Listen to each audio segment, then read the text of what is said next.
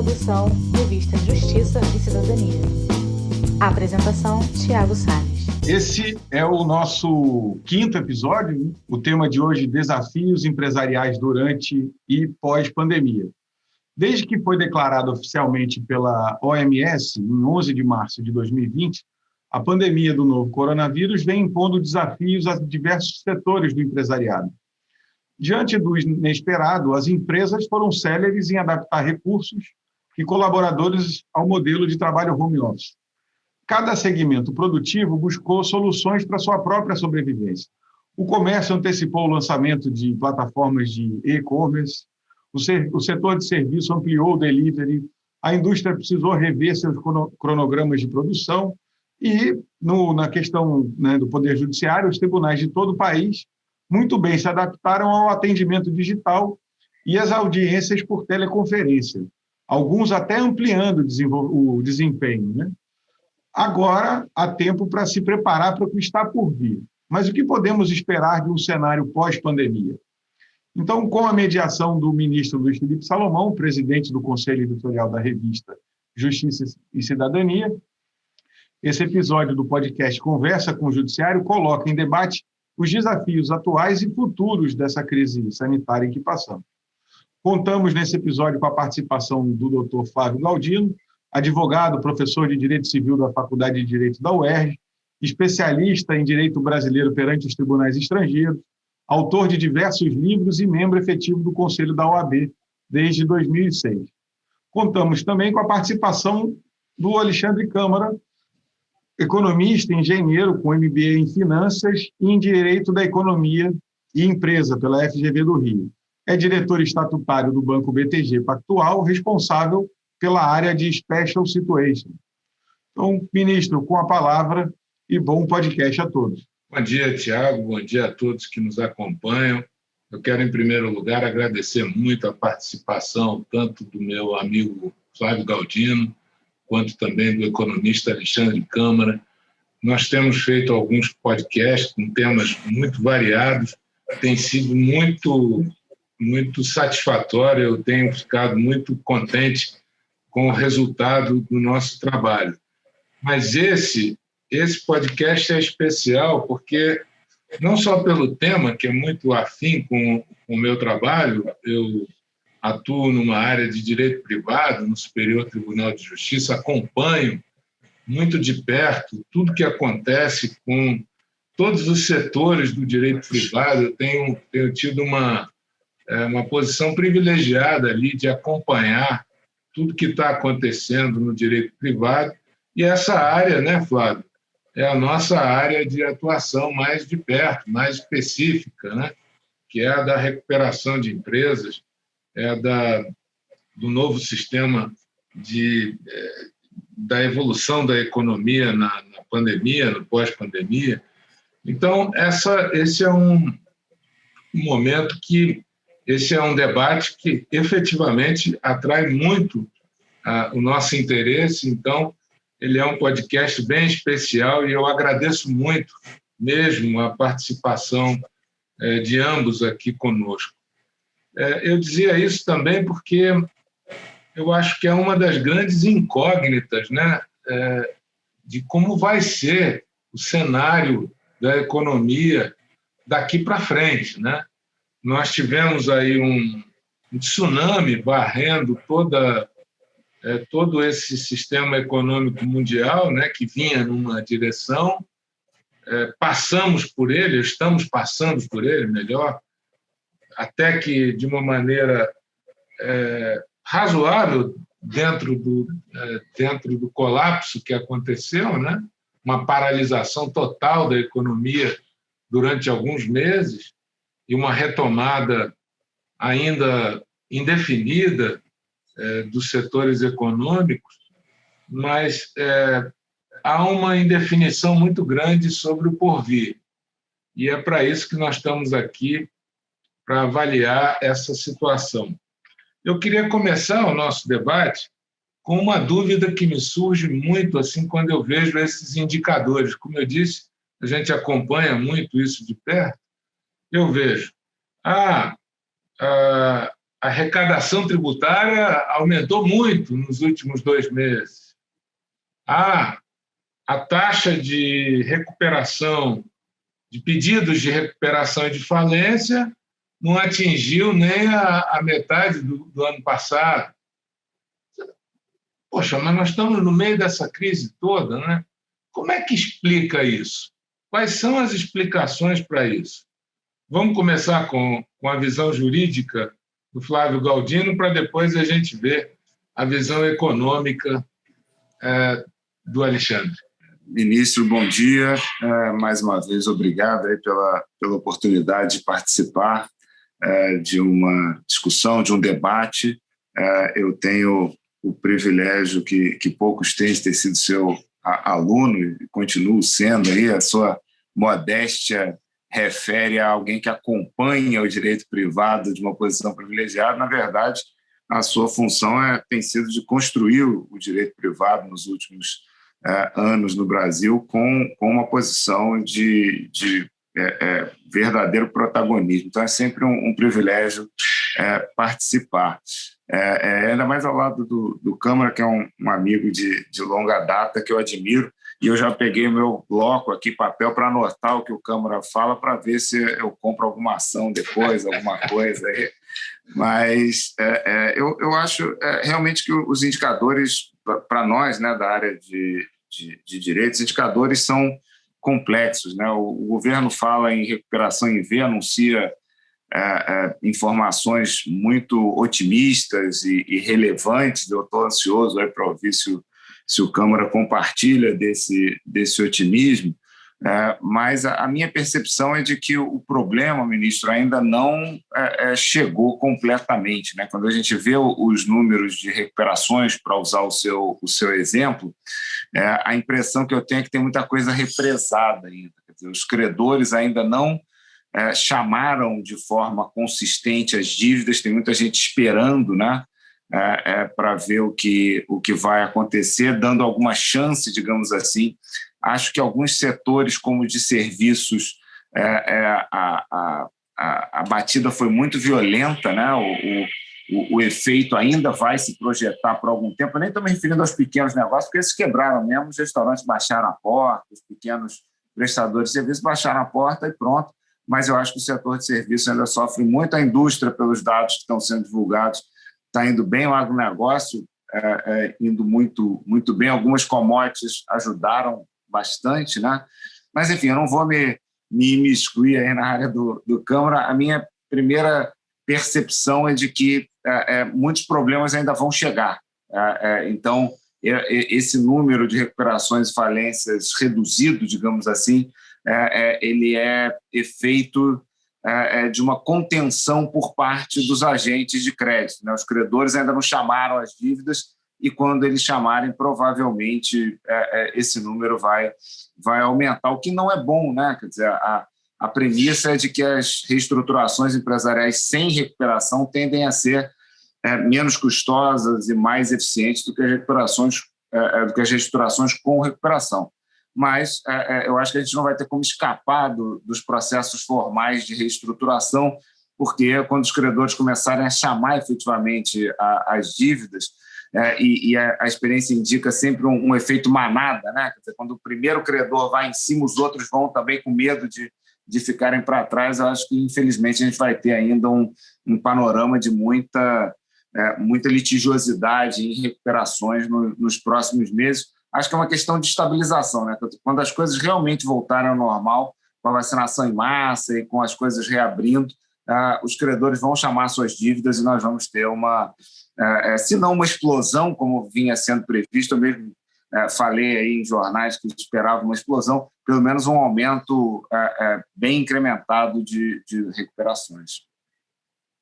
Obrigado, Flávio. A tua experiência é muito interessante, um dos maiores advogados nessa área. Só para completar, eu creio que muitas empresas pequenas, né, como você disse, elas simplesmente fecharam, né? Não teve regularização, formalização. Isso deve ter sido um número bem elevado. Eu te pergunto, houve guardadas, claro, as devidas restrições de profissionais aí, informações sigilosas, houve muita negociação com o sistema bancário dos seus clientes, muitos te procuraram para renegociar dívidas. Como foi isso? Tem sido, né? Embora os credores não tenham, digamos assim, chamadas dívidas, né? Ou seja, eles não executaram, não implementaram as suas garantias, tem tido muita pressão por parte dos credores para o empresariado encontrar uma solução. Acho que algumas áreas sofreram mais do que as outras, os varejos que não estavam digitalizados, os serviços diretos ao consumidor, e aí, de fato, muitos pequenos negócios simplesmente fecharam a porta, não formalizaram a atividade, mas tem sido uma constante renegociar dívidas. E o interessante é que, como a gente não conseguia, desde o início, prever a amplitude temporal do problema, a gente negociava por 3 meses, depois por mais 3, depois por mais 3. Vamos ver até quando os bancos, né, os agentes financeiros, de um modo geral, vão tolerar essas renegociações temporárias, vão exigir uma solução definitiva para os problemas, né? Obrigado, Flávio. Vamos agora... Eu costumo brincar, Alexandre, que a minha bola de cristal está um pouco embaçada sobre o futuro diante da confusão que gerou a pandemia. Mas vamos ver se você nos ajuda aí a vislumbrar como vai ser daqui para frente diante dessa situação que eu mencionei. E depois nós vamos olhar um pouquinho para o momento atual, mas nos ajuda aí a descortinar o futuro. Olha, antes de mais nada, um prazer. Obrigado pelo convite, ministro Luiz Felipe Salomão. Eu acompanho o seu trabalho e do trabalho de vocês, o trabalho do Flávio, que é amigo e parceiro há muito tempo. Eu costumo dizer que o meu trabalho é um dos mais divertidos aqui no banco, sabe? Eu já passei por diversas áreas, hoje sou responsável pela parte de crédito do banco, mas a minha maior diversão está na área de Special Situations. E ali, o nosso trabalho é recuperar empresas. Então, a parceria com o Flávio é de longa data e no final das contas a gente acaba, né, o sentimento é interessante porque a gente acaba contribuindo para que boa parte das empresas em dificuldade se restabeleçam. E a gente tem um dinheiro inteligente para tanto. E esse desafio intelectual que passa por todo o legal framework, né, que vocês tanto trabalham e se dedicam para que a gente tenha as evoluções recentes, inclusive a última alteração da lei de falências, isso ajuda muito. E por mais que ainda estejamos, né, numa formatação e num amadurecimento do modelo, né, ele amadureceu muito nos últimos anos. Esse é o discurso que eu faço para boa parte dos estrangeiros que nos visitam. Parece que o nosso sistema ainda é imaturo, tem alguma volatilidade no que diz respeito à jurisprudência, a decisões, mas olha, já tem muita ferramenta para que a gente possa usar no sentido de manutenção e recuperação das companhias. Então, obrigado de novo pelo convite. E olha, a tarefa aqui de elucidação do cenário num ambiente como esse é bem difícil, viu? A volatilidade também, como eu costumo dizer, é uma palavra comum em épocas de crise, né? Das projeções dos melhores economistas do mercado, elas variam a beça, né? O crescimento, a inflação, para onde vai o câmbio, essa história é uma história que muda cada semana em função de diversos fatores. Não vamos esquecer que aqui, apesar de todas as nossas questões, a gente vive também num ambiente globalizado e as voltas com o que acontece no mundo. Nós somos um país emergente, então a influência da economia global tem uma influência muito grande aqui para os nossos fatores macroeconômicos no Brasil. Mas você sabe que eu posso começar numa retrospectiva, o papo aqui é longo, né? Mas assim, numa retrospectiva, eu acho que vale a pena a gente falar sobre o que aconteceu em 2020, quando a gente foi surpreendido, os empresários foram surpreendidos com uma pandemia. Olha, a gente vinha de um processo de queda de PIB já da época de 2014, 2015, 2016, durante o governo Dilma. 17, 18, 19, a gente conseguiu dar uma respirada com crescimentos ali em torno de 1,5% ao ano, né? E, poxa, quando a gente foi atropelado, o empresariado foi atropelado pela pandemia no primeiro tri do ano passado. Uma loucura, onde as pessoas ali estavam às voltas, podiam fazer para o dia seguinte, não sabiam quando a economia ia voltar, né? Isso exigia uma certa ação. E, para ser bem honesto, e com o compromisso de olhar para o copo cheio, o governo teve uma atuação bem eficaz nesse sentido. entre auxílios emergenciais, sabe? Entre suporte para manutenção do emprego, entre um monte de medidas de afrouxamento monetário, ainda que muita grana gasta, poxa, foram 65 milhões de pessoas assistidas, com 300 bi de um orçamento que já estava apertado, vinha, né? O governo vinha restabelecendo, né? Espaço fiscal, né, credibilidade no que diz respeito à ortodoxia fiscal e etc. e tal, e a gente foi atropelado. As medidas foram eficazes, o sistema foi irrigado com liquidez, o mercado e as pessoas receberam o auxílio, alguns empregos, ainda que a gente tenha mais de 14 milhões de pessoas desempregadas ainda, né, de alguma forma foi arrefecido, e o auxílio ele trouxe bastante poupança e renda para o mercado. Lembra que as pessoas pararam de sair? Se por um lado trouxe um prejuízo enorme para a economia, não dá para falar de pandemia sem falar sobre o lado negativo, e tem muito lado negativo, né? Legal, o meu compromisso continua sendo o copo cheio, mas a pandemia atropelou a economia. Então, apesar disso, as pessoas pararam de gastar em diversas coisas que gastavam no seu dia a dia e, preocupadas com o que seria do amanhã, passaram a guardar dinheiro.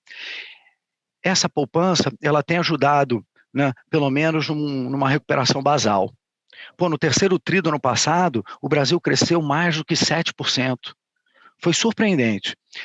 Aí chegou o final do ano, no quarto tri, com o aumento do número de casos e mortes, né? Houve de novo um aperto no que diz respeito ao isolamento, a gente voltou a crescer pouco, e a gente agora está às voltas, com um grande fator para mim, com que será o grande fator de retomada mais rápida ou mais lenta e de quão sofrido vai ser a vida dos empresários e da população para frente, que é a velocidade de vacina. Eu estou otimista. Eu acho que com essa retomada dos IFAs, né, a contratação de mais 100 milhões de vacinas da Pfizer, a gente tende a retomar a vacinação num pace que estava projetado logo no início do ano. Então, eu estou mais otimista com relação à vacinação, que é o grande fator de retomada e de velocidade de retomada. As projeções de PIB já estão mais otimistas, a gente veio com o primeiro TRI, ainda com relação ao TRI anterior, de 1,1%, não é grandes coisas para quem está precisando recuperar e crescer com mais velocidade, mas ali tem alguns dados interessantes. Como o Flávio já dizia, o agribusiness está nos ajudando bastante, o câmbio, se por um lado puxa a inflação, por outro lado dá a competitividade das nossas exportações de produtos básicos, né, como o minério de ferro e os próprios produtos de agricultura e pecuária, onde a gente tem feito, onde tem exercido um bom papel para a economia, tem ajudado bastante.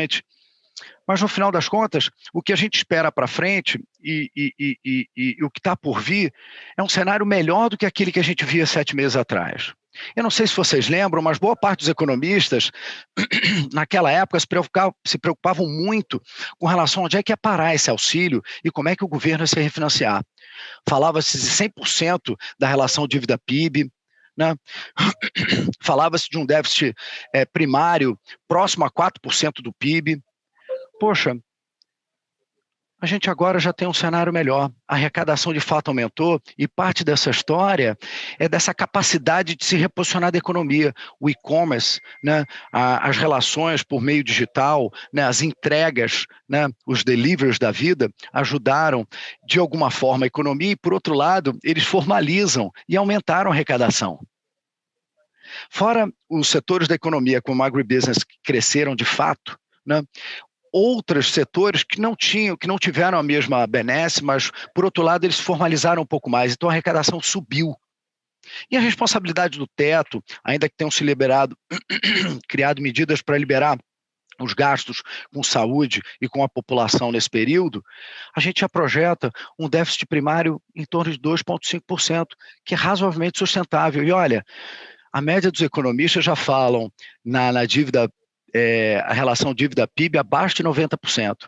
O Mansueto, que agora é o nosso economista-chefe, nunca vi ele tão otimista. Ele já fala em 85% de dívida bruta ainda, hein? Lembra que a gente tem uma boa reserva, mas os níveis de dívida bruta estão de novo em patamares que nos inspiram uma boa perspectiva. E é dessa perspectiva fiscal, né, e de responsabilidade fiscal é que a gente consegue atrair investimentos. Sabe um dado interessante do primeiro TRI que eu acho que vale a pena trazer, que eu acho que também é uma linha de copo cheio a observar, que desse aumento de PIB do primeiro TRI, os investimentos cresceram 2,9%. Eu falei em 1,1% com relação ao último quarto do ano passado, né? Mas os investimentos cresceram 2,9%. E olha, aquela boa e velha sigla de formação bruta de capital fixo alcançou 19,4% do PIB. A formação bruta de capital fixa são aqueles ativos, aqueles investimentos em ativos que são de produção, sabe? Que é um belo indício, é uma bela informação para mostrar que a confiança está voltando, para fechar aqueles hiatos de produção que a gente viu acontecer, as rupturas de produção, o empresariado está investindo. Então, esse nível é o maior nível desde 2014. Portanto, senhores, a despeito de ser muito desafiador e de muitas incertezas ainda, eu acho que dá para olhar o horizonte com uma luz melhor, mais clara. Tem muito desafio, eu acho que ainda tem que vir alguns auxílios emergenciais, mais suporte, como aconteceu o Pronamp do ano passado, para as micro e pequenas empresas, né? Conseguirem fôlego ou conseguirem se restabelecer ou recuperar suas atividades. Eu acho que o governo está para lançar um novo programa para suporte para micro e pequenas empresas, porque do lado das empresas grandes, eu acho que um outro dado que vale a pena trazer é que, seja o sistema financeiro habitacional, né, que cresceu ano passado 15% em crédito, foram 17 milhões, na linha, Flávio, do que você estava dizendo, com relação, né, às renegociações e uma potencial postergação dos problemas de fato com recuperação judicial, o sistema de crédito esse ano deve crescer 8%. Foram 17 milhões de renegociações do sistema promovidos pelos bancos. Então, de fato, esse conjunto de medidas do governo, do sistema financeiro e toda essa resiliência, né, e criatividade do empresariado nos trouxeram para um ambiente que, para mim, sim, está mais azul. Eu estou mais otimista. Ainda carece de muito esforço, ainda carece de muita energia, mas eu acho que dá para ficar mais otimista assim para frente. Olha, nós temos um dos mercados de capitais mais ativos do mundo. Para vocês terem uma ideia, a gente é muito ativo em emissão de ações. Esse ano, a gente já fez 69 bilhões de emissões de ações no mercado. E olha como o mercado está maduro e o apetite se confirma. 30 dessas operações, das 50 operações desse ano, foram emissões iniciais. Isso é o mercado, né, de capitais fomentando novos empreendedores. Esse ano a gente teve recorde de fusões e aquisições. As companhias se fundindo, algumas mais fracas e aquelas que conseguiram mais acesso a capital ou estavam melhores em determinado momento, juntando forças, né? Seja por questões de interesse e desenvolvimento tecnológico, a gente vive um momento de ruptura que tem ajudado também para fins de problemas no meio dessa confusão pandêmica, né? Mas o mercado de capitais tem respondido muito bem. Então, o suporte do sistema financeiro, né, que inclusive teve, né, raiz lá naquela liberação de liquidez, né, do Banco Central, lá no início da crise. As renegociações e o mercado de capitais pujante e cada vez mais maduro tem dado pauta para pelo menos aquelas companhias, que não são as pequenas, é bem verdade, os problemas são diferentes, dependendo do tamanho, dos setores, etc. e tal, mas tem dado cabo das grandes companhias acessarem crédito e liquidez, que acaba fomentando a cadeia, e chega também nas PMEs, sabe? Nas pequenas e médias empresas. Então, eu não sei se rápido assim, eu consigo transmitir um pouco do otimismo, mas, de fato, dá para olhar o copo meio cheio, viu, pessoal? Muito interessante a visão de um economista, né? A gente atua muito focado na área jurídica, muito interessante a tua visão, numa linguagem simples, apesar da qualificação sua e da atuação no banco, mas uma linguagem que nós pudemos compreender. Eu vou ainda te perguntar, vou aproveitar que tocamos nesse assunto, eu vou te perguntar,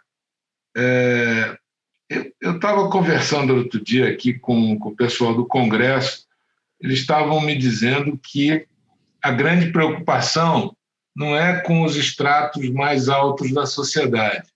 Esses realmente conseguiram superar bem a crise e estão conseguindo, né?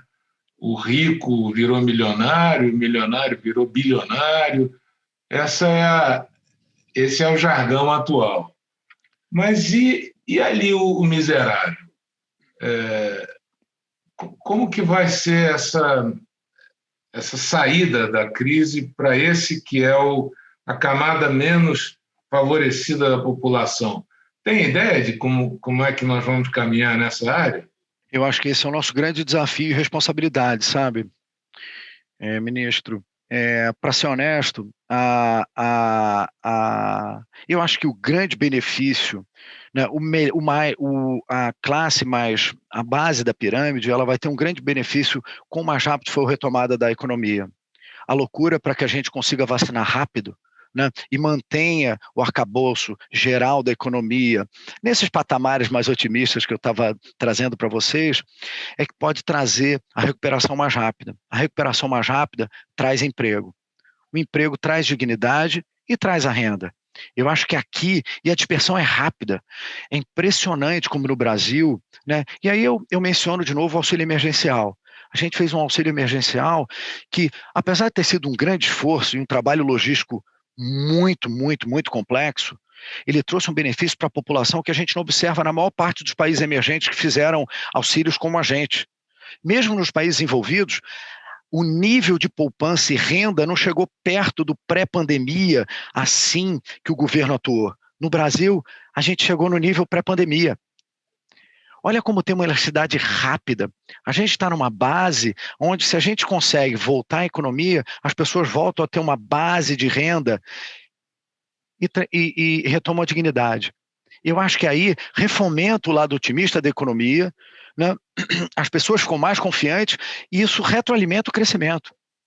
Então, a nossa história agora é vacinar rápido, manter resiliência do empresariado, manter atenção ao sistema financeiro e a liquidez do sistema financeiro para que isso possa continuar irrigando a economia, para que a gente evite mais problemas, né, nas companhias e que acabe atrapalhando, obstruindo o judiciário, que vai ter um papel importante em diversos aspectos no ambiente pós-pandêmico.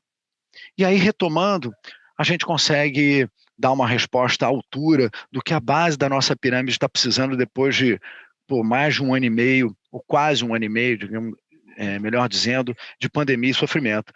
São 14 milhões e meio de pessoas desempregadas, 30 milhões de pessoas que poderiam estar melhor posicionadas e estão subutilizadas, e há quem diga que 30% da população sofre com os efeitos da pandemia no que diz respeito à renda e problemas financeiros. Então, dá para recuperar. A história por trás disso é vacina, uma recuperação rápida para que as pessoas retomem emprego. Ótimo, Alexandre, obrigado. Quer falar um pouco sobre esse ponto, Flávio?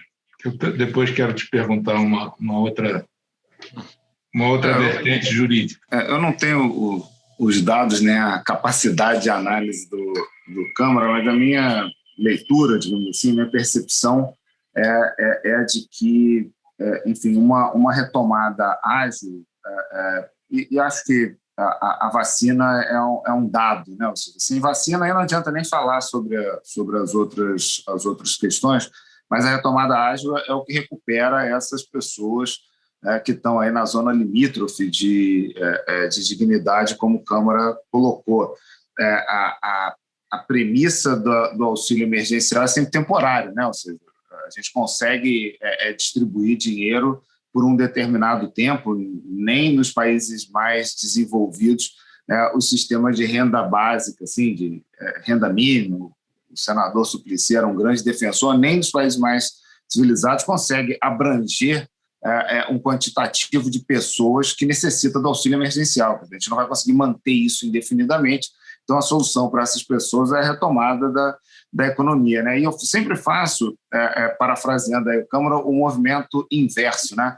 Quando uma grande empresa quebra, né? A gente viu aí empresas muito grandes quebrando, ela quebra toda uma periferia de empresas menores que dela dependem, né? Então, eu lembro das recuperações das grandes construtoras quebrava a grande construtora, quebrava todo mundo. O sujeito faz quentinho, o sujeito troca pneu, o sujeito que vende asfalto, enfim, quebrava o resto inteiro. Por outro lado, quando a gente recupera uma empresa dessas, como o Câmara falou, a gente irriga, eu anotei tudo aqui, viu, Câmara, para usar depois.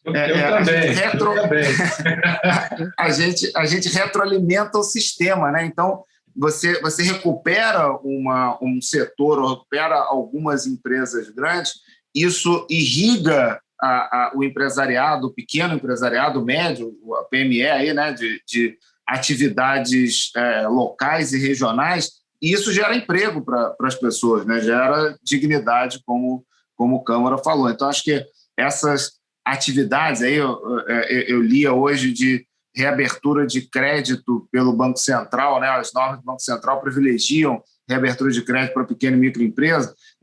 Isso é maravilhoso, porque a gente recupera a empresa grande e ela irriga o sistema inteiro e gera emprego, né? Eu acho que o Brasil vai ter sempre uma taxa de desemprego razoável, né? Os países desenvolvidos têm uma taxa de desocupação razoável. O problema é que a gente ficou com uma taxa extravagante, né? As pessoas ficaram numa situação de miserabilidade, de extrema pobreza, como dizem os indicadores, que é muito ruim. Como o Câmara disse, a pandemia tem outras questões, né, de saúde pública, de questões de natureza sanitária, que transcendem até a discussão econômica, mas a recuperação da economia é um dos fatores fundamentais para vencer essa situação de extrema pobreza. Sim, é verdade. E um dos pontos mais relevantes do nosso debate aqui é o otimismo em relação ao crédito futuro, né? Que é o oxigênio da atividade econômica. Então, se a gente está otimista em relação ao crédito, principalmente quem tem essa experiência que o Alexandre tem no sistema financeiro, realmente é um sinal que permite a gente olhar o copo mais cheio, como ele diz, porque é disso que vai fazer funcionar as empresas. E ainda mais, não é, Flávio, diante da modificação do sistema de insolvência, onde se garantiu agora, com mais estruturação, com mais segurança jurídica, o sistema de financiamento para as empresas em recuperação. Eu acho que esse também já é um mercado ativo em outros países e aqui, que vinha operando de uma maneira mais, digamos, ainda não segura, não certa, agora passa a ter a base legal e eu creio que também será uma grande atividade para o sistema financeiro essa de financiar por dentro a recuperação da empresa, né? Mas eu quero mudar um pouquinho, aproveitar a presença dos dois, o papo, como eu disse, é muito interessante. Hoje nós temos uma realidade dentro do mercado que é a explosão dessas empresas do e-commerce, né? Nós passamos a comprar praticamente tudo pela internet, uma coisa que causou uma revolução enorme. Também nós passamos a fazer reuniões por Zoom, pelo sistema de computador, passamos a fazer audiências nas comarcas, passamos a fazer audiências e ouvida de testemunhas no sistema de arbitragem. Nós estamos aí nos adaptando a esse sistema. O que vai ficar e o que vai mudar dessa maneira que nós estamos passando pela pandemia. Na sua visão, que atua, Flávio, tanto no sistema judicial quanto no sistema da arbitragem, o que vai ficar e o que vai deixar de acontecer dentro da nossa realidade atual? Depois eu vou perguntar para o Alexandre, da mesma forma, no sistema financeiro. Eu imagino que inúmeras reuniões de bancos deixaram de acontecer presencialmente, isso tudo hoje acontece pela internet. Isso deve ter dado uma mexida muito grande também nas decisões empresariais, nas decisões de concessão de crédito também.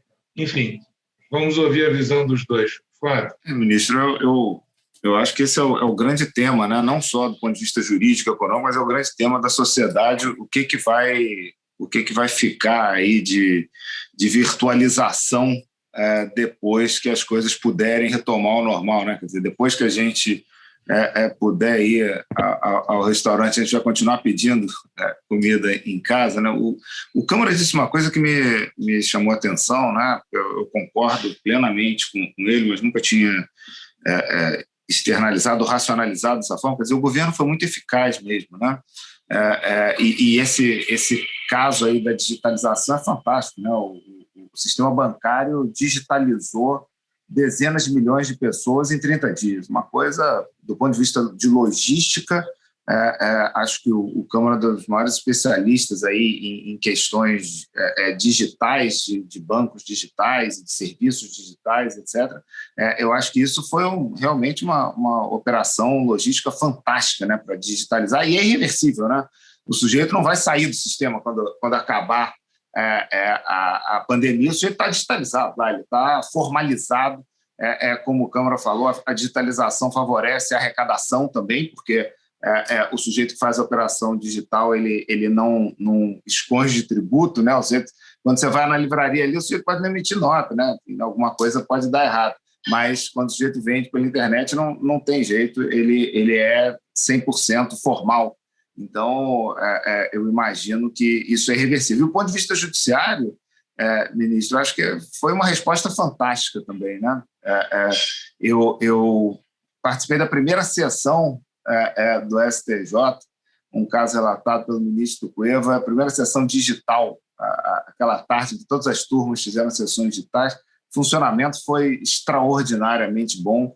Já sustentei em 6 tribunais virtualmente, tribunais regionais federais e TJs, e acho que o desempenho realmente, como foi colocado, o desempenho ampliou, né? O desempenho se tornou mais eficiente. Eu lembro das discussões, ministro, do Código de Processo Civil, que tem um dispositivo sobre sustentação oral, que diz que o advogado que residir fora da comarca vai poder pedir sustentação oral. E alguns autores escreveram, dizendo, mas isso é um absurdo, porque vai obrigar o tribunal a ter que adquirir um sistema para o sujeito sustentar, etc. Veja só a revolução, né? Em 2 meses, os tribunais brasileiros integralmente digitalizados e funcionando. Acho que para a classe dos advogados, e obviamente o advogado é um representante, né, para o jurisdicionado, isso foi uma revolução. E eu acho, honestamente, que é irreversível também, né? Quer dizer, não tem como amanhã a gente retroagir para um modelo estritamente presencial ou físico. Acho que os movimentos são pendulares no Brasil, né? Dizia o professor Caio Tassi, no meio jurídico, né? Tudo é pendular, né? O consumidor não tem proteção nenhuma, no dia seguinte o consumidor tem uma proteção extraordinária que viabiliza várias atividades, né? Não tem lei de licitação, de repente vem uma lei de licitação que impede o poder público de fazer qualquer contratação eficiente.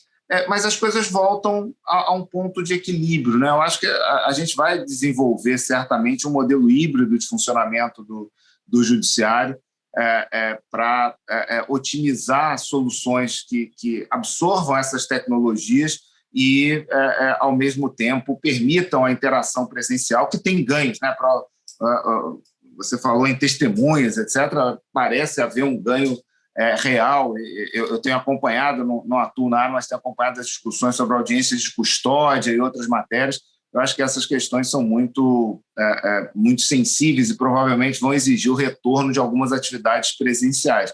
Mas eu acho que a digitalização é fantástica. Eu tenho a oportunidade de acompanhar processos no exterior.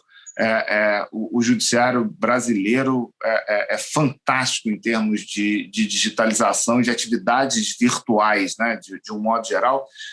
Com 3 meses de pandemia, o CNJ lançou o juízo 100% digital e ele está efetivamente funcionando. Ele está em atividade, em operação. Eu acho que isso é irreversível. Eu acho que o que fica é um ganho de eficiência enorme, né, para as atividades judiciárias, e aí o Câmara vai poder falar das outras atividades, né? A gente tem, ministro, participado de um negócio que é o Observatório da Insolvência. É um conjunto de professores que fica pesquisando dados de insolvência, emite uns relatórios. E aí eu compartilhei um desses relatórios com um colega meu europeu, ele falou, cara, mas como é que vocês arrumam essas informações?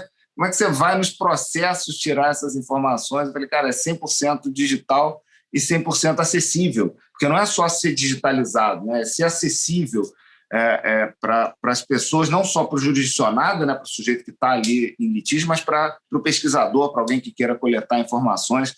Então, eu acho que o ganho de eficiência da pandemia tende a ser absorvido e preservado na maior medida possível pela economia em geral e pelo Poder Judiciário, especificamente no que diz respeito a essa virtualização e digitalização dos processos, e não só dos processos, né, das atividades, audiências virtuais, mediações virtuais. Eu fiz já 3 assembleias de recuperação judicial virtuais, então, felizmente, com os planos aprovados. Então, eu acho que a tendência é a gente ter uma absorção dessa tecnologia. Eu lembro, para encerrar, de algumas assembleias que a gente fazia, quando tem centenas, às vezes milhares de credores, uma das formas que a gente tinha que implementar era de ou contratar um advogado para o credor, porque o credor tem R$10 mil de crédito. Para sair lá do Tocantins e ir para São Paulo 3 vezes para participar da Assembleia, o crédito foi consumido. Então, ou a gente contratava um advogado, o sujeito arcava com o custo do advogado, ou a gente arcava com as despesas do advogado dele, às vezes para arcar com a despesa do advogado do cara, para se dirigir à Assembleia, para participar, era mais caro que o crédito dele. Mas para aprovar, a empresa tinha que fazer essas atividades absolutamente ineficientes. Eu acho que a digitalização acaba com essa necessidade. Numa dessas assembleias tinha gente em 18 estados diferentes participando do mesmo conclave de uma recuperação digital. Isso é fantástico. Acho que a prática judiciária não vai poder abrir mão dessa eficiência. Muito interessante a tua visão. Eu estava aqui pensando, tem tantas coisas, não só no nosso meio judiciário, mas tantas coisas que a gente se dá conta, a despeito da grande tragédia que trouxe a pandemia, mas a gente se dá conta de como essa atividade totalmente tecnológica, ela nos facilitou a vida. Tem tanta coisa que eu vejo assim, poxa, mas como é que a gente faz isso agora e não fazia isso antes, né? Tem situações que a gente se pergunta, mas era um negócio tão simples, por que eu não fazia desse jeito, eu fazia tão complicado?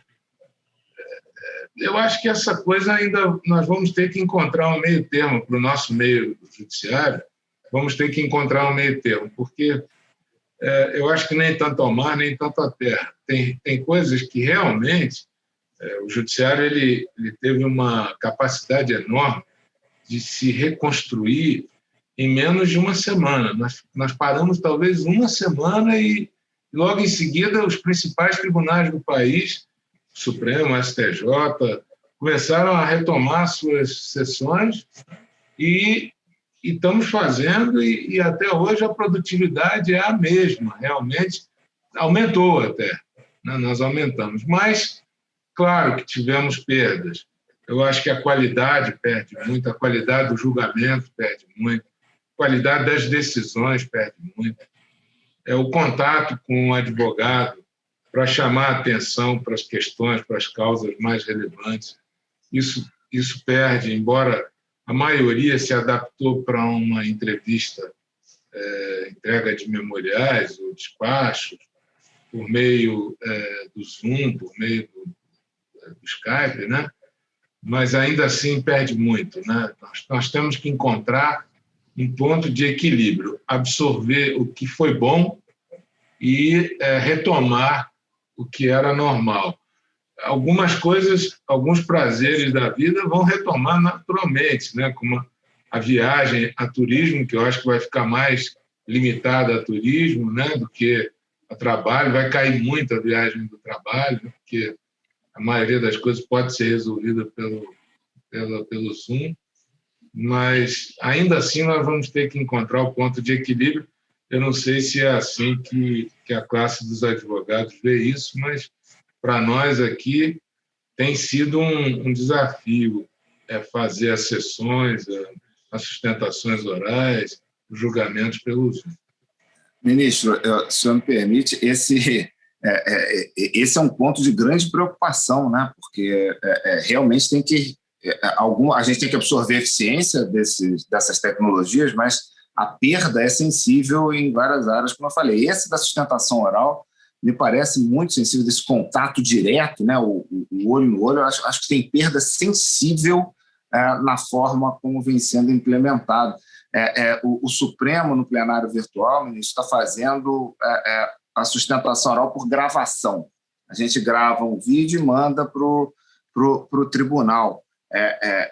Enfim, é como mandar um pedaço de papel memorial, né? Não tem interação nenhuma, não tem esclarecimento de matéria de fato, não tem nenhuma possibilidade do advogado efetivamente representar o interesse do seu cliente durante a sessão de julgamento. Durante a sessão de julgamento, onde o advogado exerce uma função relevante, isso não está acontecendo. Na sessão virtual há alguma perda, mas pelo menos existe a interação. Na sessão 100% virtual, a interação é zero. Não tem trabalho advocatício, que é uma perda muito sensível. Como você disse, acho que vai ter que ter um ponto de equilíbrio, né, para retomar algumas atividades presenciais em que a perda de qualidade é muito sensível. Isso, Flávio. Vamos ouvir o Alexandre agora para a gente encerrar. Olha, eu acho que essa história da adesão ao modelo digital é mais uma prova de resiliência do nosso empresariado, sabe? É impressionante como a grandíssima maior parte das companhias conseguiram se adaptar rápido, né? A exemplo que aconteceu no judiciário, as companhias do dia para a noite se viram na obrigação de ter uma ferramenta onde ela pudesse manter suas atividades com isolamento. Sim, impressionante. Não foi diferente no sistema financeiro. Aliás, além do que a gente já falou, eu acho que é importante mencionar, para que a gente não deixe sem esses itens o nosso copo meio cheio, que a gente hoje vive num ambiente de taxa de juros civilizado, né? Para a minha geração, eu estou no mercado há 27 anos, né? O meu pai costumava dizer que era um herói como empresário. Ele pegou a década de 80, hiperinflação, né? A gente tinha muita volatilidade depois que a gente conseguiu, né, controlar a inflação, né, e depois, né, as voltas com as nossas questões de endividamento fiscais. Eu acho que hoje a gente tem um cenário que pelo menos a nossa geração aqui não viveu, que era o fim do rentismo, né? Para a gente era fácil, para quem tinha dinheiro, a gente aplicava o dinheiro, né? Agora, o dinheiro ele precisa trabalhar para você ganhar dinheiro. Então a gente vive um momento diferente, que é um dos grandes fomentadores. E o segundo é essa disruptura digital. Ela é muito positiva. A pandemia ela deixa como legado, né, essa aceleração abrupta de adesão das pautas digitais, das pautas tecnológicas. Se antes a gente tinha silos ou inércias específicas, dúvidas, medos naturais, né, de alterações abruptas ou alterações, né, em como a gente interage, né, na segurança jurídica por trás de um documento digitalizado, né, da eficácia de uma audiência digital, né, das perdas no entorno, aqui não teve escolha. A gente precisou experimentar para ver onde é que iam ficar as lacunas. A verdade, eu concordo plenamente, é que ficaram lacunas. E o modelo que a gente vive hoje tem muito para amadurecer. Mas eu acho que ele não volta, não. Eu acho que esse legado, né, mais digital, poxa, eu estava falando que esse ano já foram 50 operações de mercado, né, de emissões de ações. Para vocês terem uma ideia, em 2020 inteiro, ou para 2019, que não pegou a pandemia, 2019 inteiro foram 60 operações. Esse ano, de filing para fazer, além das 50 que foram feitas, tem mais 50. A gente está fazendo um follow-on agora aqui do BTG Pactual, né? A gente fez um follow-on, né, aproveitando a instrução 476, que também já é uma evolução para o processo e amadurecimento do mercado de capitais, como eu estava dizendo. A gente está fazendo em uma semana. Nós estamos levantando capital em uma semana. E é tudo, digital, pelo aparelhinho. Eu não viajo o mundo inteiro, a gente fala com investidores do mundo inteiro. Antigamente, eu rodava a Europa, Londres, Nova York, uma loucura logística para encontrar fisicamente. E o investidor adorava, tá? Fazia questão de ver o empresário. Agora, aderiu. A gente faz um follow-on em uma semana. Portanto, ainda que eu concorde em gênero, número e grau, né, a gente deixa questões que eram importantes, o tete-a-tete, aquele confronto pessoal, né, o body language, né, que a gente gosta nas interações comerciais, mas isso tudo ainda precisa ser amadurecido, mas são coisas que não ficam para trás. E no sistema financeiro, olha, mais uma vez, o brasileiro, de fato, tem uma capacidade de se adaptar, né? Um instinto de sobrevivência, uma resiliência que a gente tem que adicionar também a nossa pitada de copo meio cheio. A gente falou do acesso das contas digitais que a Caixa Econômica Federal conseguiu fazer lá com Pedro Guimarães e tal, né? Foi uma loucura aquilo, eu não acreditei que aquilo fosse funcionar. Eu estava olhando o Trump, ele mandava um check-in para sua casa, né? Lá, nominativo, e a gente aqui abrindo conta digital. Poxa, o Banco Central lançou o Pix no meio da loucura da pandemia. Vocês já perceberam a adesão do Pix à economia para o sistema? Então, de fato, o sistema financeiro também vive uma disruptura, né? E uma disruptura interessante que ele gera menos uma inércia de acesso. Antigamente, nós temos ainda um sistema financeiro de respeito a crédito e ativos ainda concentrado. Nós somos 5 grandes bancos, né? Depois do BTG, já em tamanho de ativos, mas ainda é muito concentrado. Você sabe que a inércia de ter o gerente, a agência, que exige muito treinamento, pessoas, capital, agora está aqui. Eu sou o sócio responsável pelo Banco Pan. No Banco Pan, nós fizemos em 3 anos uma revolução digital. Sabe quantas contas correntes eu abro por mês? 1 milhão de contas. Isso é a minha chance de promover crédito para 1 milhão de pessoas a mais por mês. Olha a dispersão, olha a concorrência. Então, honestamente, a gente vive uma ruptura, longe da maturidade, longe de ser esse o modelo digital, né, que a gente vai ter para os próximos anos. Ele carece de maturidade, mas a pandemia deixa um bom legado para todos os stakeholders da economia nacional, né? Inclusive o mercado financeiro.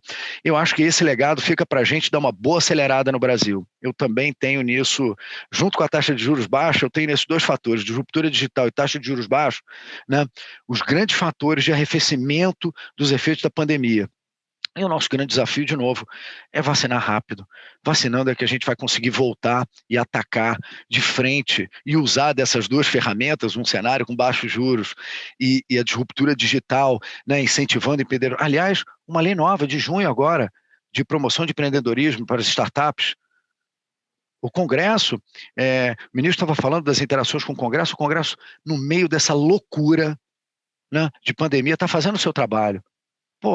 Lei do gás, saneamento. Nós que vivemos no Rio, eu também não sou carioca, eu vivi no Rio 30 anos, mas eu tenho o Rio de coração, né? Você sabe que a gente fez a privatização da SEDAI. Olha que marco para a gente. Então, o Congresso está fazendo um belo trabalho. No meio dessa loucura, se a gente olhar direitinho, as coisas acontecem devagar. Não adianta a gente querer também disruptar todas as nossas relações institucionais. Não é assim, não acontece de uma hora para outra, mas o Congresso está fazendo um belo trabalho.